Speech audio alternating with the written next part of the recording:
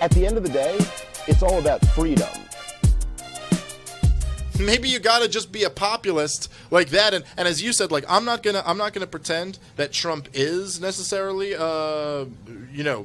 like gonna get in there and then do all the right things, and the bad things that he says are just to work up the crowd, but the good things are really him. I'm not gonna believe that. But truthfully speaking, if you were the actual correct libertarian, maybe that's the way to go. Maybe you gotta bullshit about some of this stuff, and you can't be a jerk. Believe me, I wish we could just have a Ron Paul out there to at least start spreading the message. But I'll tell you this, Trump, in this moment, who the fuck is going to get back here this close on this biggest stage against Hillary Clinton, the representative of this fucking evil warfare welfare state? He's one-on-one with her in front of 60 million people at least. Who's going to get this close who's not owned by one of the two major political parties?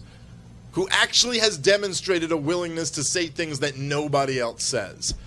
So I'll be damned if I'm not a little bit excited about this.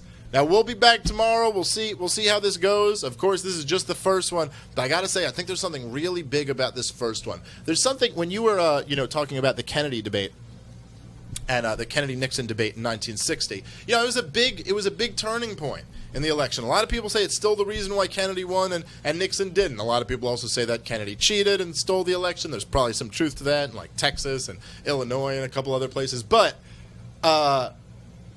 Nixon, Kennedy was young. He was inexperienced.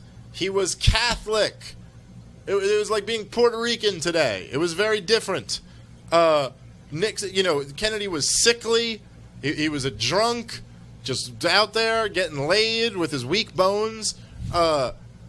Nixon was the vice president, okay? He was the vice president to Eisenhower, a war hero. He was the experienced one. But when you watch that debate on TV, Nixon seemed nervous. He was sweating. Kennedy had makeup, was good looking, charismatic.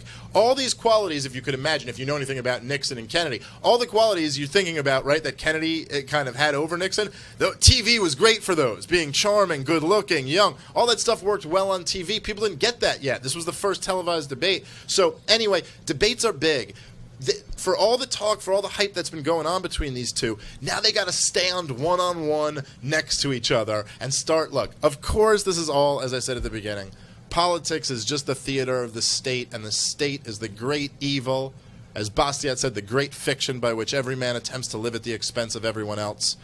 It is the group of people who dominate other people, the rulers who have absolutely no legitimate moral claim to be rulers, but have somehow convinced people that they have.